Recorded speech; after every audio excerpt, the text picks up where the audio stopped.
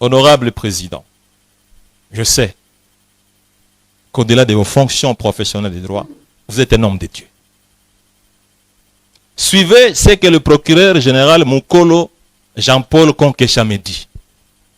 Je présente les excuses. Je vous demande pardon pour avoir initié ces dossiers contre vous de manière politique. Je n'aurais dû pas le faire. Un avocat était présent, il est à ma gauche. Entendant un procureur général présentant les excuses et demandant pardon parce qu'avoir initié un dossier politique. Je lui dis, moi je vous pardonne parce que je suis chrétien. Maintenant, vous clôturez ce dossier dans combien de temps? Il dit, dans la semaine qui suit. Je clôture les dossiers parce que, sincèrement, ma conscience est chargée. Heureusement, je n'étais pas seul. J'étais avec un témoin qui est devant vous. Honorable Président, estimé membre de la Cour, je suis reçu le lendemain par un avocat général. Ce cas s'est présenté, voilà, nous allons la décision na ndenge mosusu. Mwana mboka matata pona kimi aete pona nini? Ayoki solo ya nini? Ayoki solo la prison? Ayoki solo ya nini? Solo la prison. Et comme il ne s'est pas présenté, selon le... Pourquoi je soulève cette question, honorable Président? J'ai demandé votre patience. Parce que, sixième violation de la Constitution, le procureur général Jean-Paul Mukolo Konkesha dira à beaucoup de gens, comme je tiens absolument à les condamner, ces messieurs, il faut que j'utilise un raccordement frauduleux pour dire que ces immunités ont été levées et je vais fixer le dossier Boukangalonzo. Honorable Président de la Cour, estimé membre de cette prestigieuse Cour, qu'est-ce que je n'ai pas subi comme violence? A décidé boye. Ba décidé que Mwana Mboka Matata Ponyo, qui était notre ancien Premier ministre, Azana 20 ans de prison. Bande konanga 20 ans de prison ya Congo. Point d'interrogation. Point d'interrogation. Il faut à ça la 20 ans de prison. Selon le ministère public. La Cour constitutionnelle, qui est dans la salle aujourd'hui, devant vous, qui fait signer le PV indiquant que tous les documents relatifs au paiement des 140 millions de dollars américains ont été trouvés. L'avocat général, collaborateur de Jean-Paul Mukolo Konkesha, procureur général, est dans la salle ici. PV signé en présence de l'avocat Laurent Onyemba, ici dans la salle. Il dit, Monsieur le Premier ministre, ce dossier est clos, on va vous écrire et vos immunités vont être retournées parce qu'elles ont été levées de manière politique. Honorable Président, jusqu'au moment où je vous parle, ce dossier n'a jamais été clôturé. L'avocat général qui est dans la salle a refusé de me remettre ce PV signé par lui et par moi, devant témoin. Ici, n'a pas juge. Comme Monsieur Matata Ponyo a été, il faut qu'on puisse y 20 ans de prison ou preuve du contraire, il faut la bisonde, ma preuve, il y a Makamba Boukangalonzo. parce que loko ezo kanga ende yangwana. Mais Matata Ponyo ne s'est pas présenté. Ayete na moto na ye o azalaka pembeni na ye. O bafundaki bango ensemble. J'ai oublié le nom. Ayete ministère public eko katela Matata Ponyo 20 ans de prison. Bande kolangai tango des droits de l'homme par cet homme. Il me recevra dans son bureau pour me dire, honorable président. Non, écoutez. Non, il faut que je vous dise. Non, écoutez.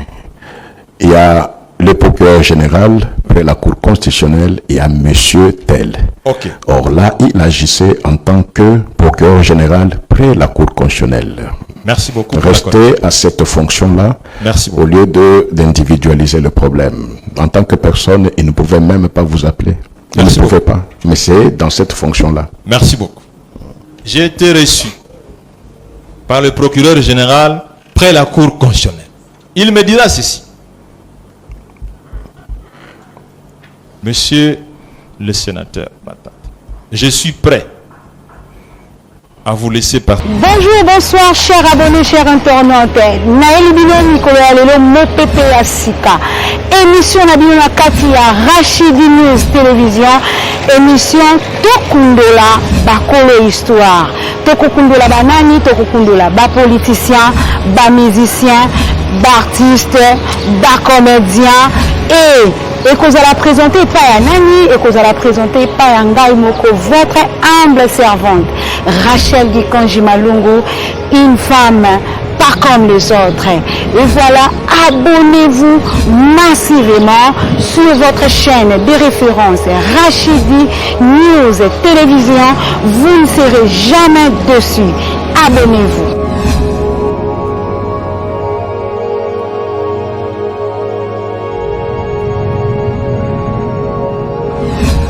Bonjour, bonsoir, ça dépend de l'heure où vous allez nous capter. Mesdames et messieurs, Mbote Nabino Nyonso, Baimbo, Kabaï, Kongomani, partout dans le monde de vos amis, merci beaucoup.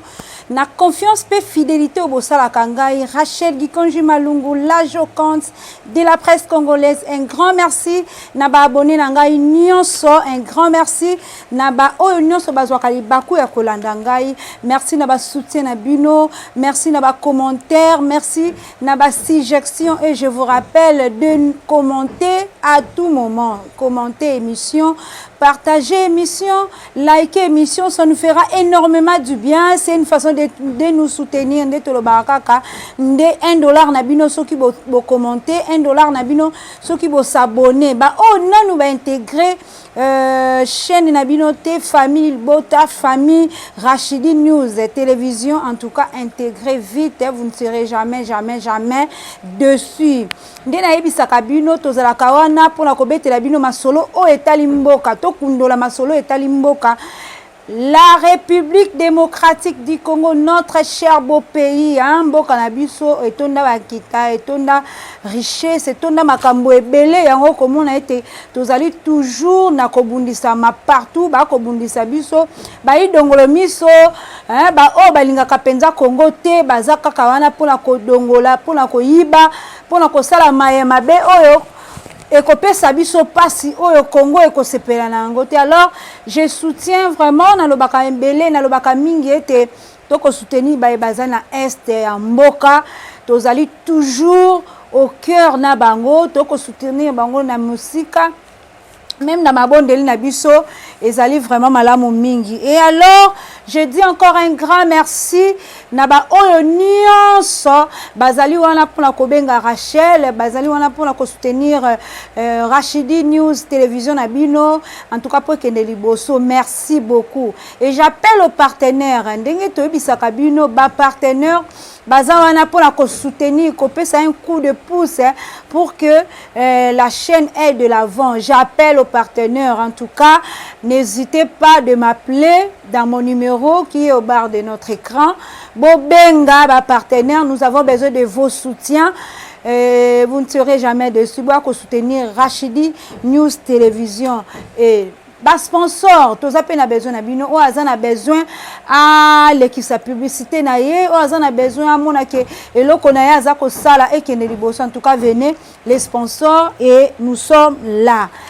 Avant de commencer mon émission, avant ya kokundola maena elibino na mokolo ya lelo, j'ai dit lelo tozali na page rose. J'ai dit anniversaire ya motomoko bien, motomoko mayele, motomoko bien, un beau frère que je salue depuis la France. Joyeux anniversaire à toi au garant, hein? Joyeux anniversaire au garant du cœur, mon beau-frère Baleine Flavien Voubou. Baleine Flavien Voubou depuis la France. Joyeux anniversaire à mon beau-frère Motomoko bien. Joyeux anniversaire à vous. Et profite bien de ton jour. Balobi mbotama elamo. Mboule belé, mboula makasi. Balobi ça c'est fête. Joyeux anniversaire depuis la France. Mon beau-frère Baleine Flavien Voubou. Voilà. Merci beaucoup bandeko batali bozaki ebele boza déjà ebele scotché bo s'abonner bo partager émission oyo bo commenter parce que le lot eza na ba miel awa to kolobela makambo ekotala Congo to kolobela makambo ekotala la République to kolobela makambo ekotala peuple congolais ba o penza bazali wana déjà bo ça déjà ba commentaire na bino bo partager partout parce que makambo na lobela et kozala concerner biso. Lelo tokolobela la situation sécuritaire ya mboka donc la est du pays tokolobela yango tokobeta masolo na niveau nini tokomeli parce que ba imboka ba ikongomani to ebite niveau nini oyo ba déjà tokomi ndungu eza est-ce que nangangwa ko continuer est-ce que kuna pe balobi Joseph Kabila notre ancien président et comme il a niveau nini koto pe ba koloba ba wazalendo ba FARDC. Donc nous allons parler sur ça, la situation sécuritaire de notre pays, et voilà nous allons encore parler l'affaire Matata Ponyo. Nebete ba imboka ba kongomani bokolandela pena makambo Matata Ponyo na bokebi banso na bokebi nyonso parce que o ezalaki wana procès o esalamaki ezali nde pona mboka ezali nde pona ba peuple congolais ezali intérêt ya ba kongomani yango moni ngai pe nazui vraiment l'occasion ya kolobela yango affaire dossier ya Matata Ponyo to komi nango wapi. Est-ce que mwana mboka Matata Ponyo se présentaki na rendez-vous ezalaki ya le 23 avril, hein? Est-ce qu'elle se présentaki? En tout cas restez toujours branchés, vous allez savoir si et seulement si moi mboka Matata Ponyo azalaki notre ancien premier ministre à se présenter devant le barreau. Nous allons encore parler de notre frère papa Moutounion so habite azali politique mwana mboka Frank Diongo tokosolola balobi mwana mboka Frank Diongo oyo penza akendaki kokota na ngambu ya ba groupe rébellion boyebi ete asi affichaki déjà apesaki pe ba photo boyebi pe akendaki kokota na ngambu ya ba terroriste ba tout rwandais bakutanaki meto koloba ete mwana mboka Frank Diongo na minute oyo akoto koloba azali malade. Est-ce que malade yango euti kaka kote kuna to malade yango ezalaki nde na nzoto na yebanda kala? Nous allons parler de ça et voilà pour finir notre sujet ya lelo tokosolola na maito ebete bayi catholique batko bungisa moto monene o azali penza pape François auti kokweya auti kokufa depuis lundi 21 2025. Voilà, merci beaucoup. Restez branchés, restez toujours scotchés na Rachidi News Télévision. Comme je vous l'ai dit, vous ne serez jamais déçus parce que ici il y a toujours du miel, hein, et du lait. Hein, Maramoro Beza tellement ébulé. Merci beaucoup mon mboka. Mon réalisateur tellement que akosala toujours ba bien na ye toko banda émission na biso na mokolo ya lelo toko lobela ya liboso comme tu es bien ezali déjà page noire toko pesa penza ba mes condoléances na bayi catholique mais ma condoléances na peuple mobimba o penza bazali bayi catholique parce que ba bungisi motomoko o yazali très cher. Le pape François, il est décédé depuis le lundi 21 avril 2025. En tout cas, le Cameroun a vraiment événement monene parce que le pape était là le dimanche du Pâques, le dimanche 20 avril, il était là à bénir peuple, à péciper ma pamboli, à TIP en tout cas, c'est une tragédie. Il n'a pas salamate, nakati ya mokili, papa sali messe. Après le messe, l'obinango a koufi et puis le matin. Voilà le mystère de Dieu. Mutakoko Kangango azalité, mes condoléances à toute la famille biologique. Et bien sûr, il y a catholique, Obabungi Sependa Motomonene, Pape François. Et loko oyo penze tikengai soki tokolobela moi moke likambo oyo ya Pape François na landeli moi ba recherche na ngai na sali moi ba recherche ya kotala ete est-ce que Pape eloko nini penza tiki après liwa na ye eloko nini penza investir to ebi ete Pape so de jours ali Pape donc oza mutu munene na kati ya convention wana oza penza chef donc tu as tout. Alors, si on a le tout, il n'y a pas maté parce que l'église nyonso catholique qui a monde, ils ont dépendre na yo. Donc, c'est que tu as de l'argent. C'est que aux en mbongo il y a ko sakanate. Alors, j'essaie un peu de parcourir na ba recherche. Est-ce que Papa tiki quand même mbongo na ba compte na bancaire, Pape à Salinini, est-ce que Pape marchait dans le luxe pour te bien te kazali Pape parce que tout le monde a rappelé na ba pasteur, oui, si y a un pasteur qui penza likolo ya ba pasteur nyonso to likolo ya ba église nyonso okomona ndenge akotambola na luxe, okomona ndenge akovana na ndako ya luxe, okomona vraiment luxe na luxe.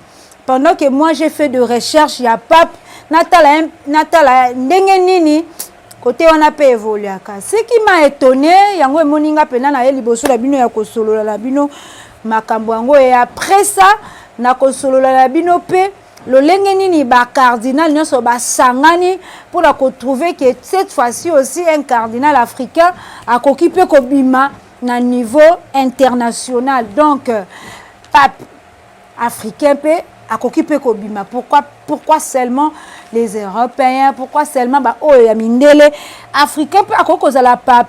Il peut aussi conduire tout le monde, il peut aussi conduire toute la convention de l'église catholique. Pour prendre un peu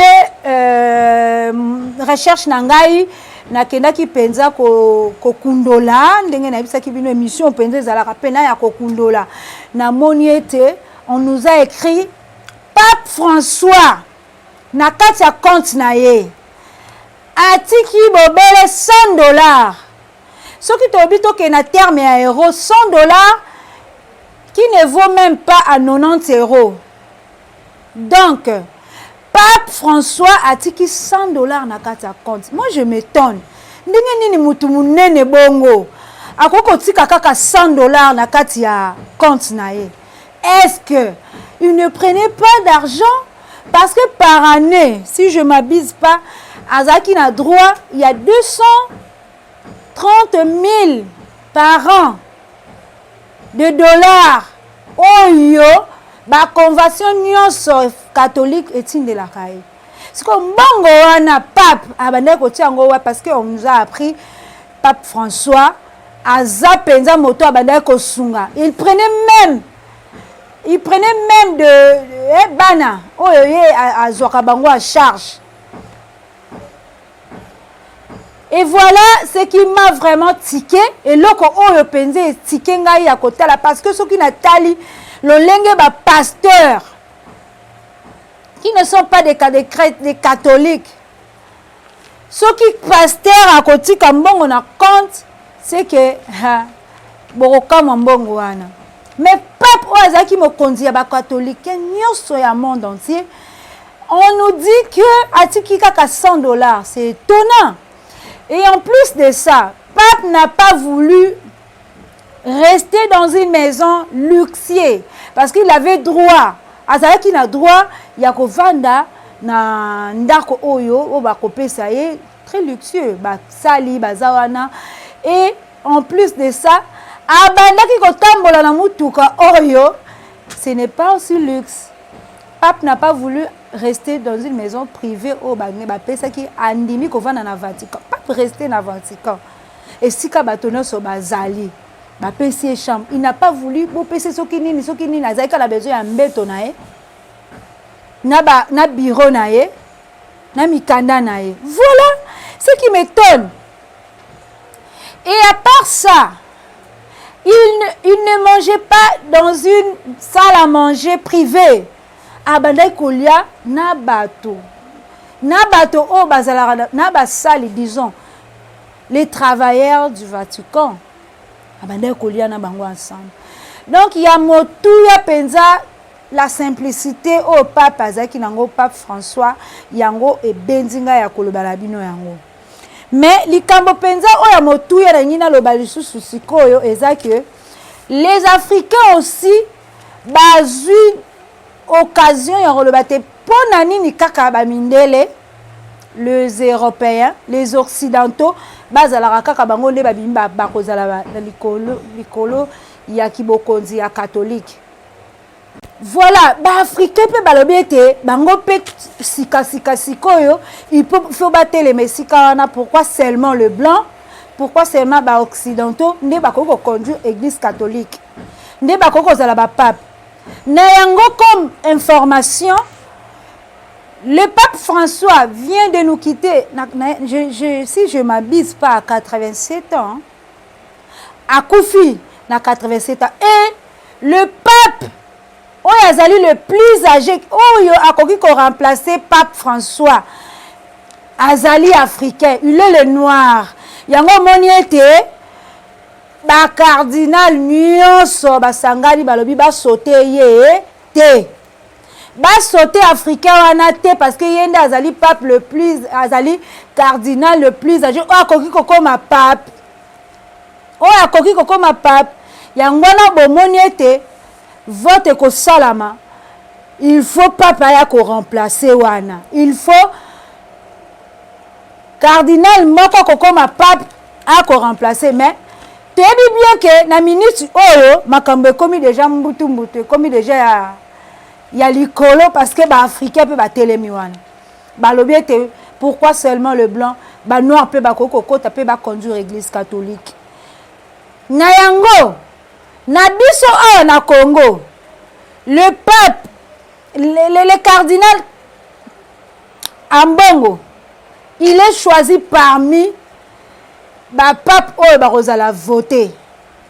En tout cas mes chers compatriotes bisika bozali soki penza boko ka message au kitoko bo commenter si cardinal Ambongo aza capable ya komema église catholique po ye pas ali choisi parmi ba cardinal oyo ba koko koma ba pape koko koma pape. Lui est choisi cardinal Ambongo. Est-ce que déjà awa na kati ya Congo a se méconduisaka te? Est-ce que déjà na kati ya Congo atambusaka ba église catholique malamu? Et voilà la question, mes chers compatriotes. En tout cas, botia mokolo tona bino wana, bo commenter soki kozala nango malamu. Cardinal Ambongo akoma pape. Wana baleza etikali na ngambo na bino. Voilà comme je vous avais dit, na kosolola na bino na mokolo affaire Matata Ponyo. Affaire Matata Ponyo, boyebi bien makamba bukanga lonzo. To banyango lelo te, procès ezalaki déjà devant le juge. Déjà procès wana e utaki ko poussana na le 23 avril 2025. Moi, Mboka Matata Ponyo, il s'est présenté la première fois et à tout, à ABC Batouete, bon, à ABC juge, donnez-moi le temps, Yako Zonga et Datsouane qui déjà prévu le 23 avril 2025. N'ayongo, tu es bien, dossier ya Matata Ponyo, Bukanga Lonzo, Bisika Bae, babanda kosala nde masango. Est-ce que Bukanga Lonzo epesaki penza solution ya makasi to ezalaki nde bambongo oyo mwana mboka Matata Ponyo ndenge basitelaki ye alaki yango misusu asaleli ba université misusu atongeli ba immeuble. Et voilà maintenant makambo suko ekomi au clair.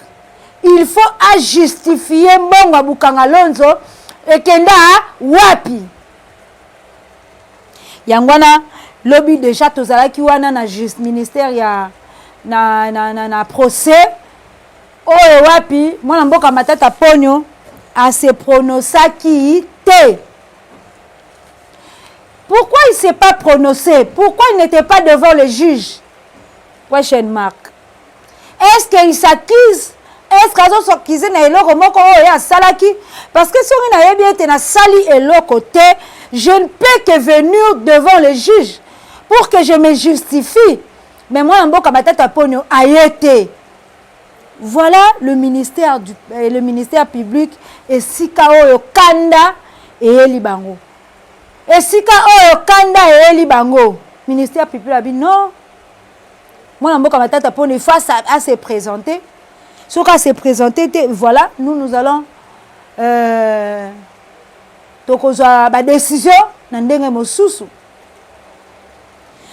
Mwana mboka Matata Ponyo akimi aete pona nini?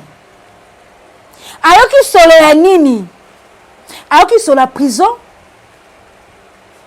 Ayoki solo ya nini sur la prison? Et comme il ne s'est pas présenté, selon le ministère public, va décider boye. Va décider que Mwana mboka Matata Ponyo, qui était notre ancien premier ministre, a 20 ans de prison. Bande konanga 20 ans de prison ya Congo. Point d'interrogation. Point d'interrogation. Il faut à ça la 20 ans de prison. Selon le ministère public. Bayebisi na ba juge comme Monsieur Matata Ponyo a été. Il faut qu'on puisse ça y est 20 ans de prison ou preuve du contraire, il faut la bisonde ba preuve ya makamba Bukanga Lonzo. Parce que loko ezo kanga ende yangwana. Mais Matata Ponyo ne s'est pas présenté a été na moto na o azala rapembe na ye. O ba funda ki bango ensemble. J'ai oublié le nom. A été ministère public et kokatela Matata Ponyo 20 ans de prison. Bande kolangai tango jugement salamaka tango makambolo ba makelo ba maraki toko. Yango na lobi 20 ans de prison, ezala pe 20 ans de prison. Ezala pe 20 ans de prison parce que o ezali nde en jeu. Ezali peuple. Nde ba lebaka banzoko ba ko bunda mais matiti nde ko ka passe. Peuple congolais souffre. Mais souffrance oyo tokokende nango jusqu'à quand? Tokokende nango ti wapi? Affaire Bukanga Lonzo à suivre. Parce que ekozala malamu mingi justification ezala. Soki ezali te bandeko. Affaire il y a 20 ans de prison ezo poursuivre mwana mboka Matata Ponyo oyo azalaki premier ministre na biso. Premier ministre ya République démocratique du Congo. Balie bambongo ebele, batongi ba université, basalibo batongi ba immeuble pendant que le peuple souffre. Pendant que le peuple aza même pas na maya komela. Courant pesate.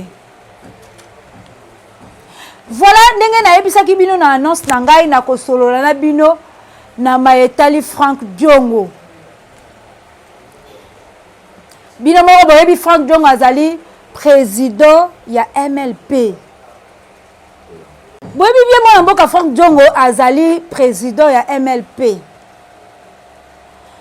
Ye wana autaki ko s'annoncer ko s'afficher na ngambu ya ba rebelle toyebisaki bino. Mais ya pasi ya mawa koyoka ete mwana mboka Frank Diongo akobela nini oyo nga nayebi mwana mboka Frank azalaka na maladie na ye ya sucre je crois mais oyo esalami lelo est-ce que ezali kaka sucre yango est-ce que sucre evimbisaka libumu je ne sais pas oyo babelaka sucre bakoki kokomatele biso est-ce que ezali poison po bakoki kosangana na baoyo babengaka baterroriste tuti rwandais batuna mwana mboka musée batuna musée Laurent Désiré Kabila asanganaka na bango bomoni suka na ye ndenge esalamaki malgré il avait l'amour du Congo il avait l'amour de la patrie mais papa na biso moza akufaki bato wana bazali bato te ya kosangana na bango parce que bakozala la besoin kaka ya koéliminer yo voilà maintenant Frank Diongo est malade souhaitons une bonne guérison pour lui to souhaiter malamu likolo na ye mais tango ake kosangana na baterroriste tuti rwandais pour l'intérêt de qui? Pour l'intérêt du peuple congolais ou bien pour qui? Voilà. Il y a ma bende yangwana parce que bango balimbisaka te. Ça fait très mal quand elle a été moi na mboka Frank Diongo akobika déjà la maladie libumu kovimba e. Est-ce que maladie wana ezali poison pour bango bazala ba poison retardé. Ba poison retardé. Souhaitons une bonne guérison pour papa Frank Diongo. Tous ont raison. Pour nani to faire souffrir peuple. Pour une bonne raison, il y a peuple congolais, il faut seulement aller s'assembler. Naba baza ba rebelle pour tuer notre peuple. Voilà le mal. Et alors souhaitons toujours une bonne guérison. Soki tobito kota na mozino esika na to tsukana nuwana to koyeba bino suite ya maladie ya mwana mboka Frank Diongo. Pona kokene ko chiter na émission na ngai to lobi ete situation sécuritaire ya mboka Congo kuna na ba est ya mboka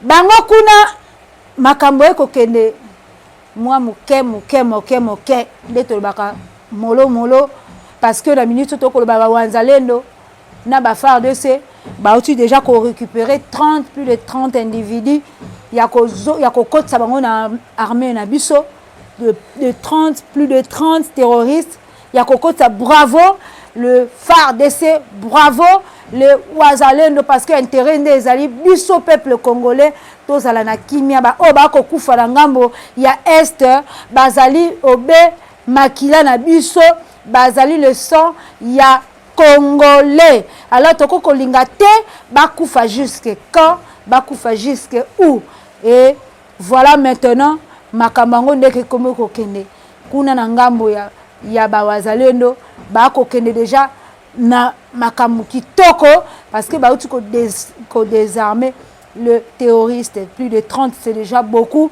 na ngambo ya ba FARDC. Voilà comme information na makolo lelo toyebisa kabino toyela kabino maeko ekopesa kimia to kundola kamaye kolobama na kati ya mboka Congo et nous souhaitons toujours de bonnes choses na ba peuple congolais nyonso toza toujours na bino elongo tokolobaka toujours Congo, le Congo ou rien et mais c'est le Congo qui gagne. Voilà pour aujourd'hui, je suis arrivé à la fin de notre émission. Merci naba bazuli occasion kozwali baku ya kolanda biso lisusu moi votre humble servante Rachel Gikonji Malungu la joconte de la presse congolaise. Je vous dis merci beaucoup et bye. Je vous dis encore, je dis un grand merci à mon caméraman Tonton Zouma. Merci à toi papa. Merci naba nyonso bako partager émission, partager, commenter, liker, ça nous fera énormément du bien. Pour aujourd'hui, je m'arrête par ici à un autre numéro. Bye. Bonjour, bonsoir, chers abonnés, chers internautes. Naël Bilon Nicolas Lelo Mopepe Asika. Émission Nabino Katia Rachidi News Télévision. Émission Tokundola Bakolo Histoire. Tokundola Banani, Tokundola Ba politicien, ba musicien, ba artiste, ba comédien et que vous allez présenter pas à Nani et que vous allez présenter pas à Ngai Moko, votre humble servante Rachel Gikonji Malungu, une femme pas comme les autres. Et voilà, abonnez-vous massivement sur votre chaîne de référence Rachidi News Télévision, vous ne serez jamais dessus. Abonnez-vous.